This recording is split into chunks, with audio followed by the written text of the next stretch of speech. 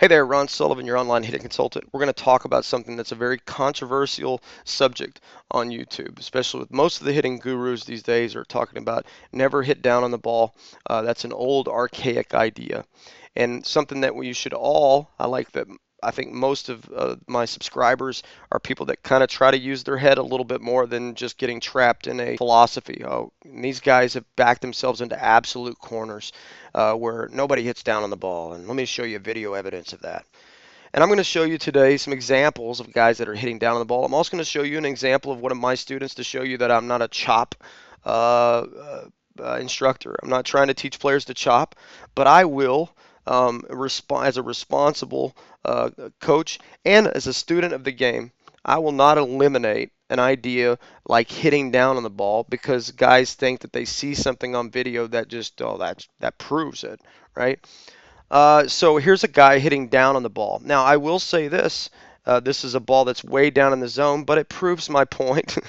So I'm going to obviously use video that proves my point, right? I get comments all the time going, "Wow, you just use that video to prove your point." I can't imagine why I would do anything else. All right, so this ball is way down and inside. And why am I showing this? Well, first off, because it's obvious he's hitting down on the ball. For most of us, you see the way the barrel is coming over his top hand arm. It's staying on top of his top hand arm. He didn't lose it under his elbow back there, right? He's staying on top and going down to the ball.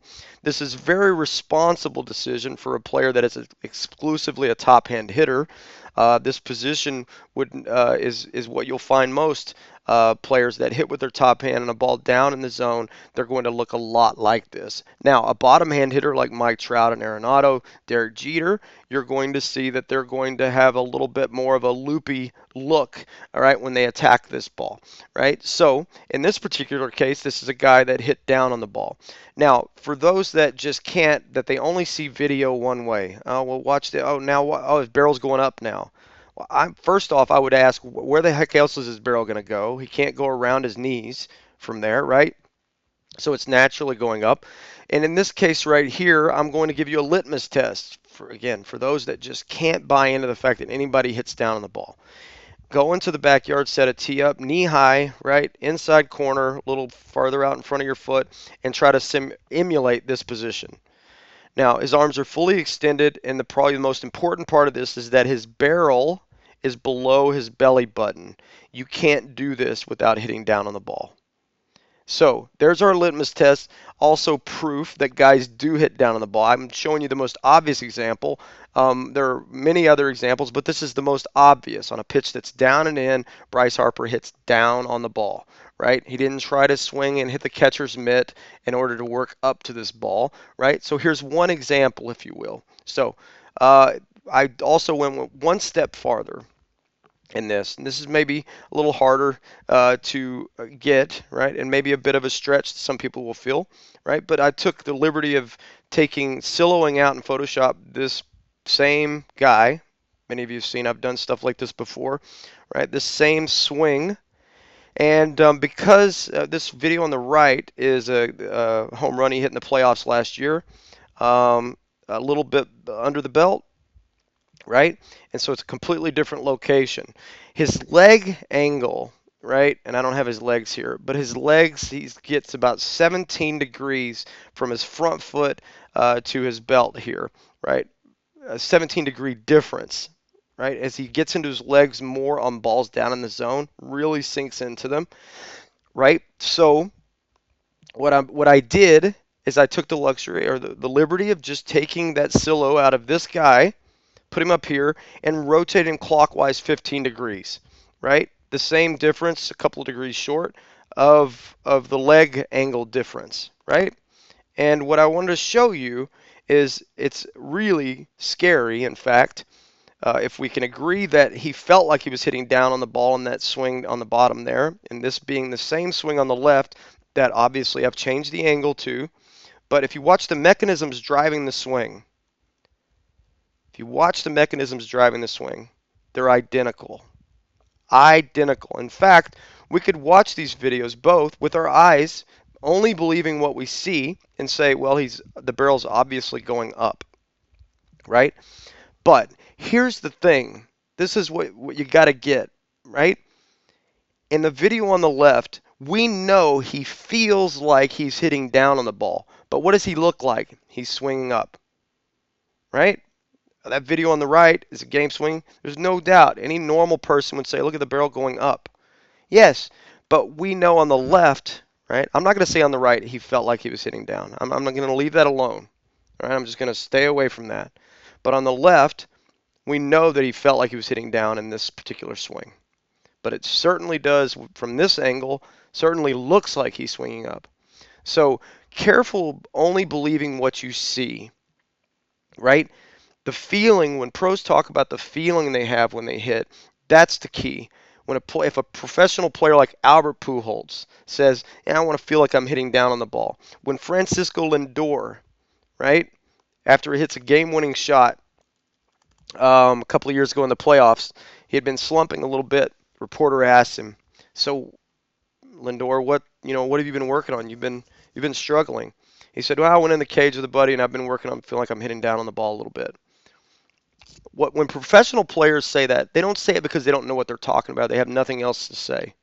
Or they especially don't say it because they don't know how their swing works. Do you know how many of these guys watch video of their swings? They have more video technology than any of these hitting gurus on YouTube have.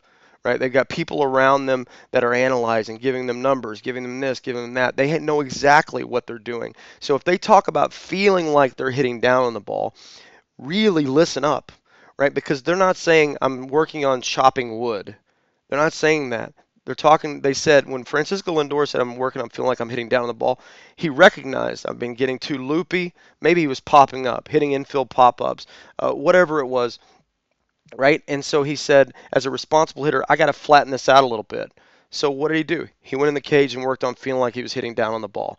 That is not a bad idea if you were struggling. You go one step further. This over here is Paul Goldschmidt. I'm beating up on the hitting gurus today because it drives me crazy. This new, not even new. It's an old idea.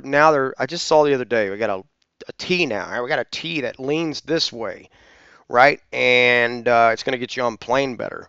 Gives players a better understanding. You got all these guys, looping the bat this way to hit a ball like this. Ay, ay, ay, right?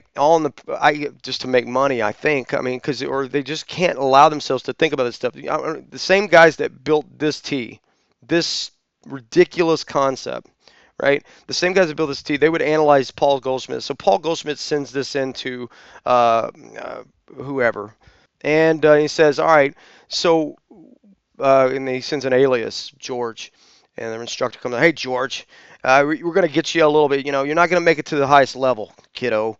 You're not getting on plane early enough. We're going to work on, some elbow movements, maybe to get your bat laying down behind you. When I'm done with you, you're going to get the bat in the zone here, here, and you're going to be able to hit a ball right when it comes out of the pitcher's hand. What Paul Goldschmidt is working on here is hitting a ball hard. He's not worried about simulating his game swing here. He's working on specific feelings. He's not even using his lower half in this swing. And the same guy would say, you're not sliding your back leg underneath you. You got to get your freaking knee here and your back leg here. We got to get your foot to come off the ground. It's got to slide. He's doing tee work. Ay, ay, ay. We're going to set you up with a tee that does this, so that'll get you on plane earlier. I'm telling you, folks, we've completely lost our minds on what it means to hit a baseball, right?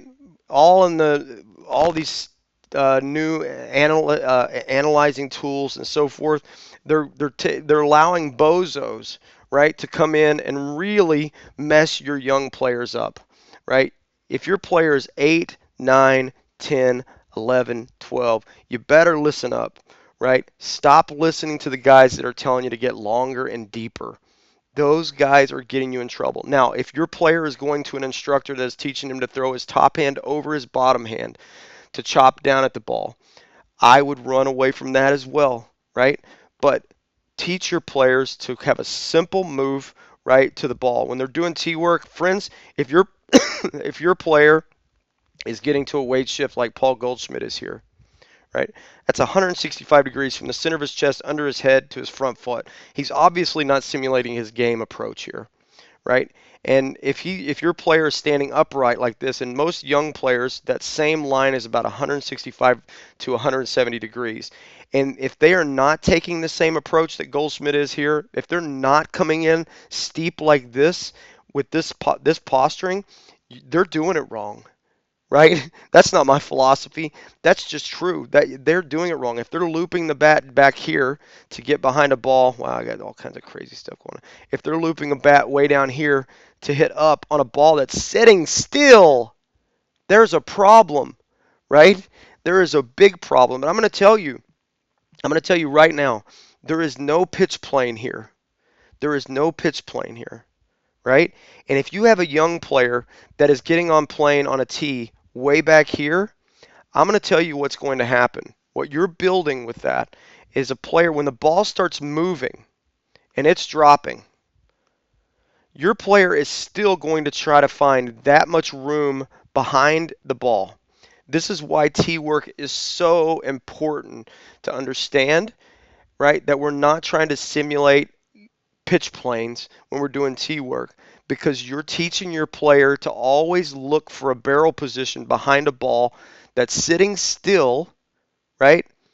And then when the ball starts falling, they're still looking for that position. And this is why young players with these newer swings today are collapsing on balls down in the zone, right? They're never going to hit them with authority, right? They're always trying to find, how do I get my barrel in that same spot under and behind the ball like I do on the tee? Friends, it is absolutely important that you don't eliminate completely, right? I don't have students come in and say we're hitting down on a ball. This is one of my students for a couple of years now, right? He's only 10, right? And we work on at times feeling like we're hitting down on the ball, but you can see here there's no chopping motion happening here. Here's where hitting down on the ball is going to help your player. This position right here is something you will find 0 times with young players, because they're all here with the barrel, right? Their top hand is laying the barrel off like this. They completely take their top hand arm out when they do that because the ball is falling, because their tee work, right? Oh, this is so important. Their tee work, every time you see the kid swinging the ball on the tee, they're way underneath the ball here on a ball sitting still. So when this ball starts falling, they have to learn to work from where my man Keaton is working from here, right? In a controlled environment, right? He's trying to feel that he's going to stay through this ball, right? And so in order to stay through this ball, I have to attack from a posture that's going to allow me to stay through the ball, right? And so as you can see here, he's not chopping, right? He's doing what young players should learn how to do. They should learn how to attack from here. And if you want to see this, people are, that's not what the pros are doing. On my Facebook page, I put the comparison to Buster Posey there. His barrel is taking the same exact path, albeit Buster Posey is going to pitch up and in. This pitches out over the middle of the plate, right?